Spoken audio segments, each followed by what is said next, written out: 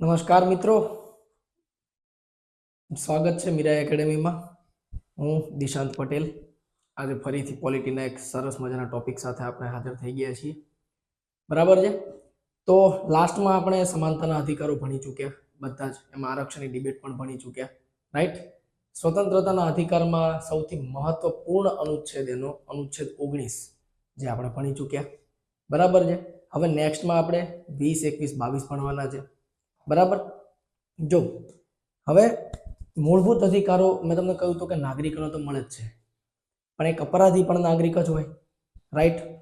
અને જેની ઉપર અપરાધ તમે મંડો છો, મતલબ જેના ઉપર તમે અપરાધ મૂક્યો છે, સાબિત તો થયો નથી, તો એના પણ કંઈક મૂળભૂત અધિકાર એને મળતા હશે. તો મૂળભૂત અધિકારની અંદર તમામ નાગરિકનો સમાવેશ છે, પછી અપરાધી પણ ભલે હોય. બરાબર. તો આજે આપણે જે ચર્ચા કરવાની છે એ મેઇનલી એની ઉપર કરવાની છે. હવે અનુચ્છેદ 20 અને 22 બંને સેમ જેવા છે. અનુચ્છેદ 21 અલગ છે. તો અનુચ્છેદ 21 ને આપણે થોડોક અલગ રીતે ભણીશું. બરાબર છે. અને જ્યારે અનુચ્છેદ 21 ભણી લઈશું એના પછી સ્વર્ણિમ ત્રિભુજ શું છે અનુચ્છેદ મતલબ સંવિધાનની અંદર, બંધારણની અંદર, કે આર્ટિકલ 14, 19 અને 21 ની ડિબેટ શું છે, એવો આપણે સરસ એક ટોપિક લઈને આવીશું કે જેનાથી તમારા એકદમ ફંડામેન્ટલ ક્લિયર થઈ જશે. બરાબર.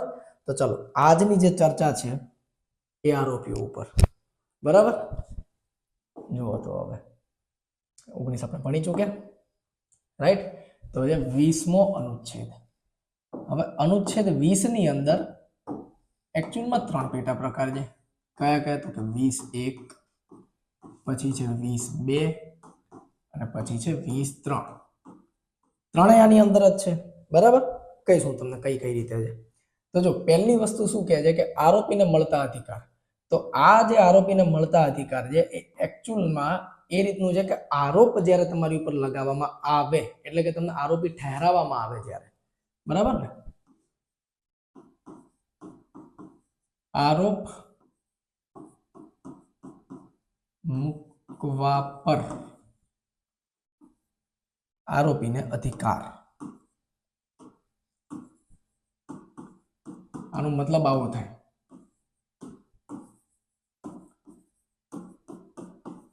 બરાબર છે.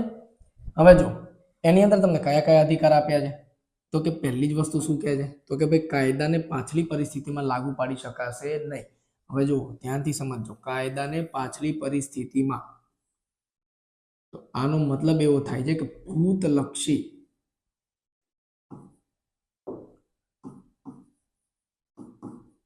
ભૂતલક્ષી વિધાયન ની મનાહી. બરાબર છે. એની મનાઈ કરવામાં આવી છે. ભૂતલક્ષી વિધાન કોને કહેવાય સર? બરાબર ને, તમે તો સર શબ્દ લખી દો ટેકનિકલ કે ભૂતલક્ષી વિધાન. ભૂતલક્ષી વિધાનનો મતલબ એવું થાય કે સપોઝ કર લો આપણી જોડે કાનૂન છે ઓલરેડી, પણ એવું વિચાર લો કે એક્સિડન્ટ બાબતે કોઈ ભારતની અંદર માનો કે કોઈ કાનૂન નથી, એક્સ દેશ માનો ને, કોઈ એક્સ દેશની અંદર એક્સિડન્ટ બાબતે કોઈ પણ સજાના પ્રાવધાન નથી કે એના કોઈ કાનૂન વગેરે આપણી જોડે નથી. હવે એવા કેસમાં માનો કે કોઈ વ્યક્તિ વિશેષે એક્સિડન્ટ કરી દીધો, બરાબર છે, અને એક્સિડન્ટમાં કોઈ પણ જાનહાનિ થઈ કે ઈજા થઈ કે કંઈ પણ થયું. હવે કાનૂન તમારી જોડે કોઈ હતો નહીં તો એને સજા તો મળશે નહીં. પણ હવે સરકારને એવું થયું કે યાર કાનૂન તો હોવો જોઈએ, હે ને, એક્સિડન્ટ ઉપર. આ તો ભૂલથી થાય તો અલગ વસ્તુ છે, પણ કોઈ જાણી જોઈને બી કરી શકે. તો એના માટે સરકારે માનો કે કોઈ કાનૂન બનાવ્યો એક્સિડન્ટનો, જે બી એમાં પ્રાવધાન આપ્યા વોટ એવર, હે ને, XYZ કોઈ પણ પ્રાવધાન એની અંદર આપ્યા. પણ એક કાનૂન હવે બન્યો છે અને પેલો માણસ એક્સિડન્ટ પહેલા કરી ચૂક્યો છે. તો કાનૂન હવે બન્યો છે તો હવે એ માણસને એ સજા નહીં મળે. ખબર પડી? તેનો મતલબ કે તમે કોઈ ગુનો જે પણ XYZ ગુનો કર્યો છે એની અંદર જે પણ સજા છે, હવે માનો કે સરકાર કાનૂન બદલીને સજા એક્સટેન્ડેડ કરી દીધી, પણ તમે પહેલા ગુનો કરેલો હતો તો તમને એ જ સજા મળશે, નવી સજા નહીં મળે. એનો મતલબ છે ભૂતલક્ષી વિધાન. તો આ વસ્તુ કોણ કહે છે? તો કે અનુચ્છેદ 21(1). હવે એક શું કહે છે કે એક ગુના માટે એક જ વ્યક્તિને એકથી વધુ વખત શિક્ષા નહીં કરી શકાય. બરાબર. આવું કહે છે 20(2). એક વ્યક્તિને એક જ વ્યક્તિને એક જ ગુનામાં એકથી વધુ વખત સજા નહીં કરી શકાય. શું કહેવા માંગે છે આ વસ્તુ? ધ્યાનથી સમજજો. બરાબર છે. તો કે જુઓ,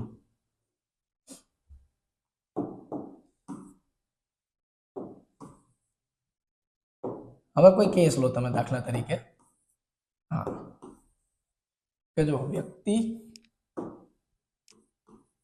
કોઈ વ્યક્તિ એ હતો, બરાબર દેખાય છે ને? યસ, કોઈ વ્યક્તિ એ હતો, બરાબર, એને બી વ્યક્તિની હત્યા કરી દીધી. આવ્યું સમજમાં? હવે આ કેસમાં એવું સમજો કે આના ન્યાયાલયની સજા,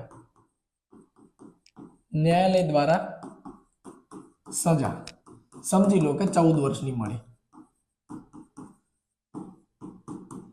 ઇમ્પ્રિઝનમેન્ટ થઈ 14 વર્ષની, બરાબર, 14 વર્ષની જેલ કરી. હવે જ્યારે 14 વર્ષ પછી જેલમાંથી છૂટશે ને, ત્યાંથી સમજો, 14 વર્ષ પછી જેલમાંથી છૂટશે તો આ વ્યક્તિને સેમ ગુનામાં કે બી વ્યક્તિની હત્યા કરી હતી એ જ ગુનામાં, સેમ ગુનામાં બીજી સજા નહીં મળે. તો કે સર આ તો ત્યાં લખ્યું જ હતું, આ તો અમને સમજમાં આવતું હતું, પણ વાત આ હતી જ નહીં. ખબર પડી? હવે બીજો એક તમે કિસ્સો લઈ લો. હવે બીજા કિસ્સામાં માનો કે એવું તમે રાખો કે કોઈ ન્યાયિક પ્રશાસનિક વ્યક્તિ હતી, બરાબર છે? તો કે પ્રશાસનિક અધિકારી,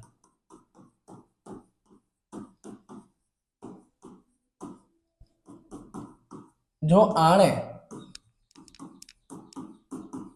ભ્રષ્ટાચાર કર્યો છે તો અહીંયા આગળ હવે અલગ અલગ થશે. કઈ રીતે? તો કે ભાઈ જો ન્યાયાલયે એવું સમજો કે 5 વર્ષની સજા આપી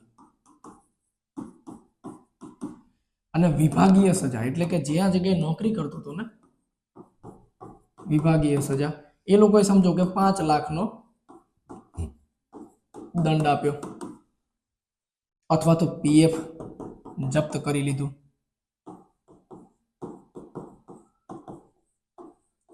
બરાબર છે? કોઈ એવોર્ડ મળ્યા હોય તો એવોર્ડ છીનવી લીધા.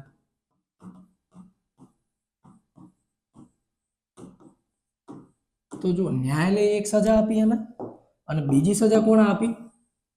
તો કે ભાઈ વિભાગે. તો બંને સજા આપી ને, ગુનો એક છે. ખબર પડી? એક જ ગુનાની 2 સજા મળી એને. તો આ વિભેદ છે આનો. પડી ખબર? તો કે ભાઈ સર આમાં એવું કહેવા માંગે છે કે જો દંડિક અપરાધ કર્યો છે તમે તો એની સજા છે, પણ જો કોઈ દીવાની અપરાધ થયો છે તો એની 1 થી 2 1 થી વધારે સજા હોઈ શકે. બરાબર? આ કહેવા માંગે છે 20(2). આવી ગયું સમજમાં? હવે 20(3) શું કહે છે? આ થઈ ગયો 20(3).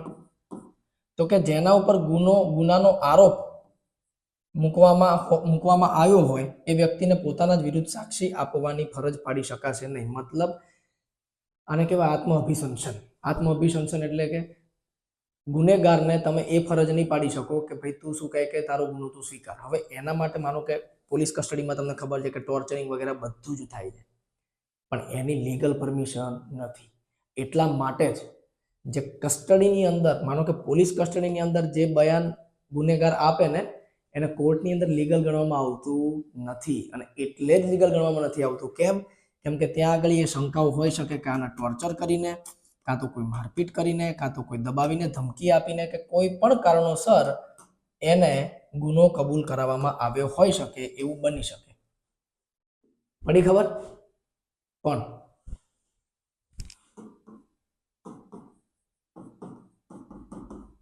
ચિકિત્સકીય પુરાવા માટે મજબૂર કરી શકાય. કોણ કહે છે આવું? તો કે 20(3). કઈ રીતનું? તો કે જો કોર્ટ ઘણીવાર એમને શું કે ભાઈ પોલીગ્રાફી ટેસ્ટ કરાવો, પછી નાર્કો ટેસ્ટ કરાવો, કહે છે ને આવું, બરાબર? તો આ 2 વસ્તુ થઈ ગઈ. હવે માનો કે એવું કે ફિંગરપ્રિન્ટ,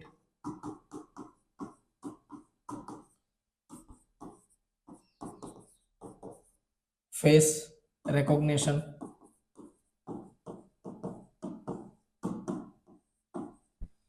આના માટે તમે મજબૂર કરી શકો. આ ફેર છે, બરાબર છે? તો પડી ખબર? 20 અનુચ્છેદ 20 3 પ્રકારે આરોપીને સહાય કરે. કઈ 3 પ્રકાર? તો કે કાયદો પાછલી તારીખથી લાગુ નહીં પાડી શકાય. નંબર 1 ભૂતલક્ષી વિધાનની મનાઈ છે.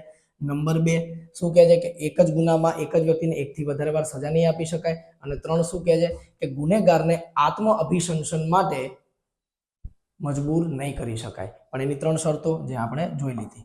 બરાબર છે. હવે જુઓ 20(2) હવે અનુચ્છેદ 22 શું કહે છે? તમે કહેશો અનુચ્છેદ 21 કેમ ના લીધો? કેમ કે બે એક જેવા છે ને, તો આ બેને પહેલા આપણે પતાવી દઈએ. તો જુઓ અનુચ્છેદ 22 હા અનુચ્છેદ 22 આવી રહ્યો કે અટકાયત અને ધરપકડ સામે રક્ષણ. અટકાયત એટલે અને ધરપકડ એટલે બંનેના કેસમાં શું શું વસ્તુ હોય? અટકાયત એટલે કે ગિરફતારી, બરાબર છે. ધરપકડ એટલે ગિરફતારી સોરી. અને અટકાયત એટલે કોઈ એક જગ્યાએ એને નજરબંધ કરી લેવું. તો શું કહેવા માંગે છે કે મનમાની ગિરફતારી અને નિવારક નજરબંધી સામે સંરક્ષણ. હવે એની અંદર શું કહે છે? વ્યક્તિને કારણ જાણવાનો અધિકાર છે. નંબર 1 સીધી વાત છે ભાઈ, એમ તમારે કારણ તો કેવું પડે ને. શું કહે છે કે વ્યક્તિને કારણ જાણવાનો અધિકાર છે કે કેમ અમારી સાથે આ વસ્તુ તમે કરી રહ્યા છો, બરાબર છે. નંબર 1. બીજું શું કહે છે? 24 કલાકમાં નજીકના મેજિસ્ટ્રેટ સામે રજૂ થવાનો અધિકાર. જો ખાસ ધ્યાન રાખજો, આ ઘણી વખત એક્ઝામમાં પૂછાય છે, બરાબર છે કે 24 કલાકમાં મેજિસ્ટ્રેટની સામે સમક્ષ રજૂ થવાનો ગુનેગારનો અધિકાર કયા અનુચ્છેદની અંદર આવે છે? તો અનુચ્છેદ 22 ની અંદર, બરાબર. અને છેલ્લું શું કહે છે કે પોતાના બચાવ માટે સરકારી કે ખાનગી વકીલ રાખવાનો અધિકાર. અચ્છા, આ અધિકાર તો બધાને ખબર પણ હશે કે સરકારી વકીલ મળે છે, ખબર તમને? ખાનગી વકીલ પણ મળે. અચ્છા, ના મળતો હોત તો કોર્ટની જરૂરત શું હતી? બરાબર ને. ગિરફતાર તમે થયા છો તો તમે ગુનો કર્યો છે કે નહીં સાબિત કરવા માટે વકીલની જરૂર તો પડે જ, બરાબર છે.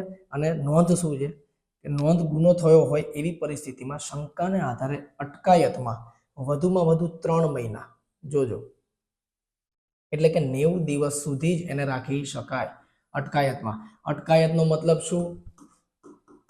નિવારક નજરબંધી, બરાબર. હવે તમે કહેશો કે સર નિવારક નજરબંધી કોને કહેવાય? આવ્યું ને સમજમાં? તો જો નિવારક નજરબંધીનો મતલબ એવો થાય, નિવારક નજરબંધી, જો નિવારક નજરબંધી એવું કહે છે કે જ્યારે તમને એવું લાગે, તમને શંકા છે કે કોઈ વ્યક્તિ ગુનો કરવાનો પ્રયાસ કરી શકે એમ છે અને 100% છે કે આ વ્યક્તિ આવા કેસની અંદર ગુનો કરશે જ, ત્યારે તમે એને નિવારક નજરબંધીની અંદર લઈ શકો, અધરવાઇઝ નહીં. શું કે શંકા ના આધારે નિવારક નજરબંધી થાય, પણ એમનેમ ના થાય. 4 શરતો છે આવી, બરોબર ને. એ 4 શંકાઓ કઈ હોવી જોઈએ? જો એક વસ્તુ તમે સમજજો, એવું નથી કે નિવારક નજરબંધી માનો કે એવું થાય તો પોલીસ વાળા પછી કોઈ બી, અને જે સત્તા પાર્ટી માનો કે કોઈ પક્ષમાં આવશે તો દરેક નેતાને નિવારક નજરબંધીની અંદરમાં લઈ લેશે, શરતો નહીં હોય તો, બરાબર ને. તો એ શરતોના આધારે જ થઈ શકે. શરતો કઈ કઈ હોઈ શકે? એ જ જે આપણે 19ની સીમામાં ભણ્યા હતા. કઈ? તો કે રાજ્ય સુરક્ષાને જે હર્ટ કરી શકે એમ હોય, પબ્લિક વ્યવસ્થા જે ભંગ કરી શકે એવો કોઈ વ્યક્તિ હોય એ.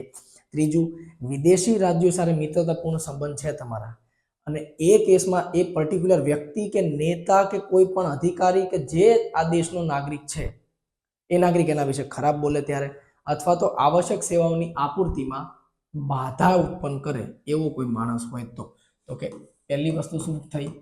રાજ્ય સુરક્ષાના વિષયો.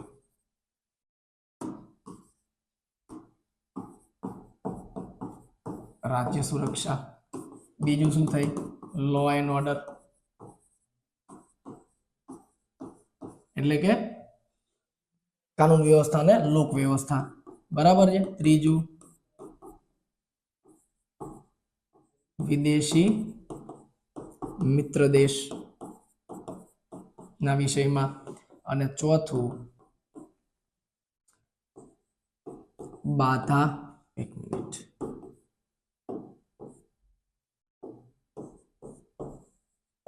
અનિવાર્ય કાર્યમાં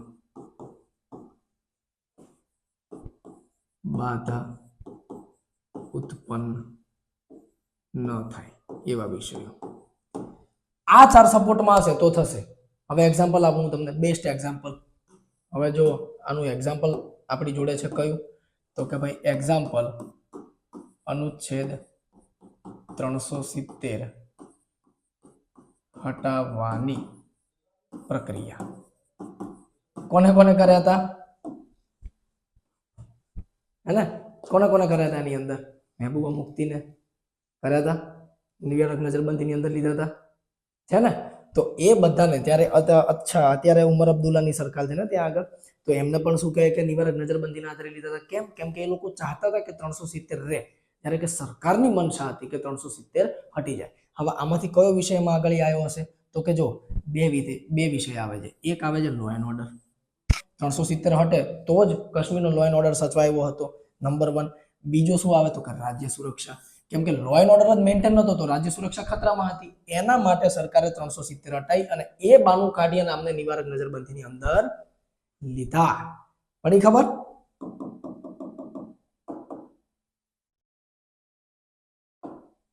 ઓકે.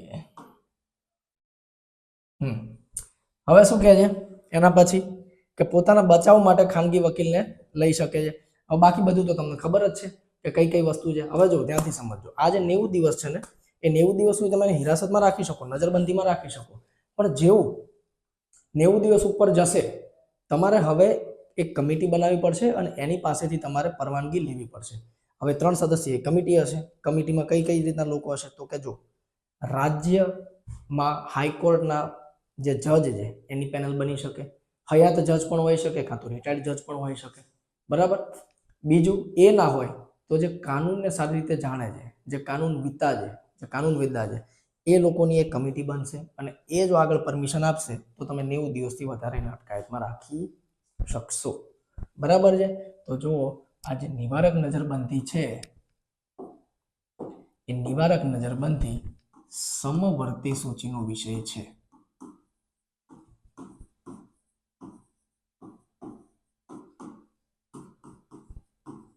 મેં જ્યારે તમને હમણાં કીધું ને, શબ્દ પકડ્યો ને કે રાજ્યમાં હાઈકોર્ટ, ત્યારે તમારે સમજી જવાનું હતું કે રાજ્ય બી કાનૂન બનાવી શકે છે અને દેશ પણ બનાવી શકે છે. દેશનું એક્ઝામ્પલ ક્યાં મળ્યું? 370 કેસમાં. અને જેવું મેં તમને કીધું કે 3 પેનલની કમિટી બને તો ક્યાં આગળ આવી ગયું? રાજ્ય પર. તો સમવર્તી સૂચિમાં જે વિષયો આવે કયા કયા વિષયો હોય કે જેમાં પર રાજ્ય અને દેશ એટલે કે સેન્ટર, કેન્દ્ર બંને જે કાનૂન બનાવી શકે એને કહેવાય સમવર્તી સૂચિના વિષયો, બરાબર? તો નિવારક નજરબંધી સમવર્તી સૂચિની અંદર આવે છે. પડી ગઈ ખબર? હવે આવી જાવ અનુચ્છેદ 21 ઉપર. અચ્છા, અનુચ્છેદ 21 આમ બહુ ઈઝી છે, બરાબર? પણ આમ બહુ જ અઘરો છે. કેમ? એક વસ્તુ સમજો, અનુચ્છેદ 21 એવી વસ્તુ છે ને કે જ્યારે પણ મોટા ભાગે સુપ્રીમ કોર્ટનો કોઈ જજ એનો શું કહે કે ટેન્યુઅર પતતો હોય એટલે કે એનો કાર્યકાળ સમય પૂરો થતો હોય ને, ત્યારે એને એવું હોય કે હું કંઈક એવું કરીને જાઉં કે જેનાથી બાકીના લોકો મને યાદ રાખે. અને મોટા ભાગના સુધારા અનુચ્છેદ 21 ની અંદર આવે. તો જો અનુચ્છેદ 21 શું કહે છે? કેમ? જો ઓપન આર્ટિકલ છે. ઓપન આર્ટિકલ એટલે કે તમે ધારો એ બધું અંદર સામેલ કરી શકો, તો એ રીતનું ઓપન આર્ટિકલ છે. શું કહે છે? જીવન જીવવાનો અધિકાર. એકદમ બેસિક અધિકાર આપી દીધો તમને કે જીવન જીવવાનો અધિકાર. હવે એની અંદર પણ શું કહે છે જુઓ તમે. તો એવું કહે છે કે પરંતુ જીવન જીવવાનો જે અધિકાર છે એને કાયદા દ્વારા સ્થાપિત પ્રક્રિયા દ્વારા જીવન છીનવી લેવાનો અધિકાર પણ છે. જો એકદમ સ્વતંત્ર નથી, હે ને? બાઉન્ડ્રી છે, સીમા છે, આઈડિયા એની જેમ 19માં સીમાઓ હતી એમ. શું કહે છે કે કાયદા દ્વારા સ્થાપિત પ્રક્રિયાથી એ છીનવી લેવાનો અધિકાર પણ છે. હવે કાયદા દ્વારા સ્થાપિત પ્રક્રિયા દિવસ મેં તમને કહ્યું હતું, હે ને, કે એક હોય પ્રોસિજર એસ્ટાબ્લિશ બાય લો અને એક હોય ડ્યુ પ્રોસિજર ઓફ લો. મતલબ કે આપણે અહીંયા અને આપણે જાપાનમાંથી લીધી આ વસ્તુ, બરાબર છે?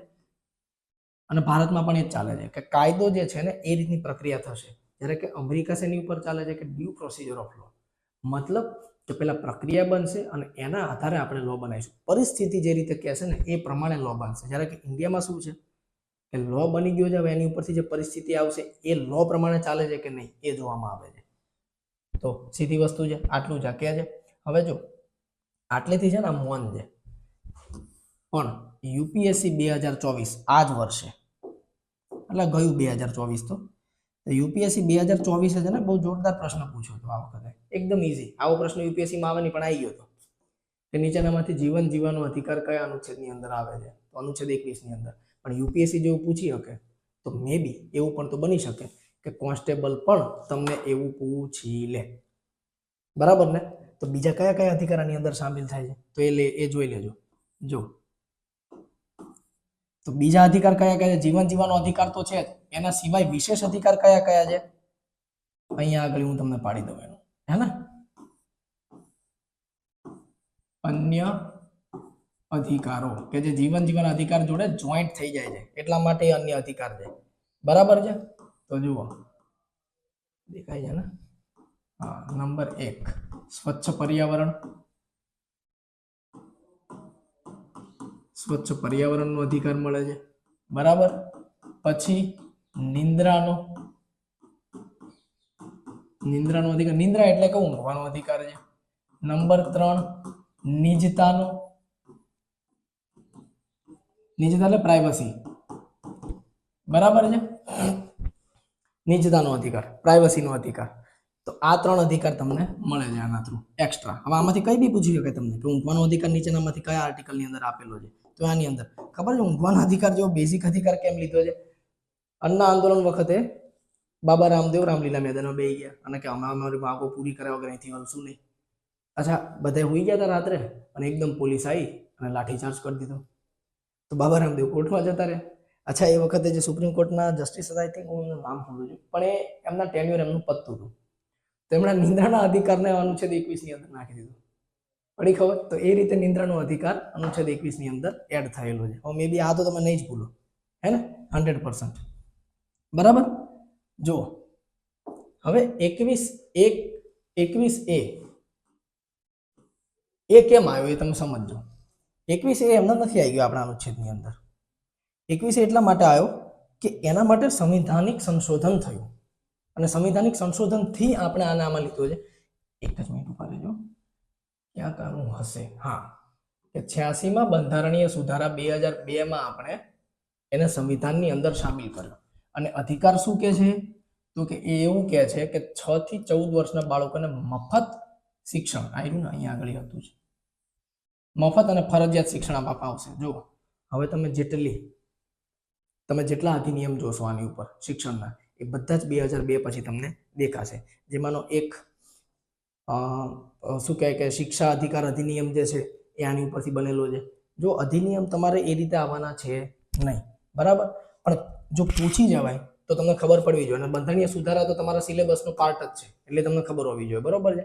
તો કે 6 થી 14 વર્ષના બાળકોને મફત અને ફરજિયાત શિક્ષણ આપવાનું, પહેલી વસ્તુ આ કીધી, બરાબર છે? અને જવાબદારી કોની રહેશે? તો કે રાજ્યની. એટલે તો નિઃશુલ્ક શિક્ષા મળે જ આપણે અહીંયા. નિઃશુલ્ક શિક્ષાનો અધિકાર જે છે 21A થી આપણે લાગુ પડે છે. અને 2002ના સમય બન્યો છે અટલ બિહારી વાજપેયીની સરકાર, है ना? અને અટલ બિહારી વાજપેયીની સરકારનું એક મહત્વપૂર્ણ સ્લોગન, પડેગા ઇન્ડિયા તभी तो बढ़ेगा इंडिया. ક્યાંથી આવ્યું સ્લોગન? પડી ખબર? હવે આવ્યું સમજમાં? જુઓ એના પછી શું કહે છે કે અનુચ્છેદની જોગવાઈ મુજબ શિક્ષણનો અધિકાર, રાઇટ ટુ એજ્યુકેશન, જો આરટીઈ છે, આરટીઆઈ નથી. આરટીઆઈ 2005માં મળી, રાઇટ ટુ ઇન્ફોર્મેશન, અને that is not a fundamental right. એ આપણો કોઈ મૂળભૂત અધિકાર નથી, એ સંવિધાનિક અધિકાર છે, મૂળભૂત અધિકાર નથી, બરાબર? અને આની અંદર કદાચ મેં તમને કીધું પણ હશે કે 2010માં આરટીઆઈ આપવામાં આવી અને 2005માં એની માગણી કરવામાં આવી હતી, બરાબર? આવી રહ્યું ને? Thank you. 15 જૂન 2005માં પસાર કરવામાં આવ્યો હતો. શેનો? તો કે રાઇટ ટુ ઇન્ફોર્મેશનનો. અને એ 2005માં આપણને મળ્યો. પડી ગઈ ખબર?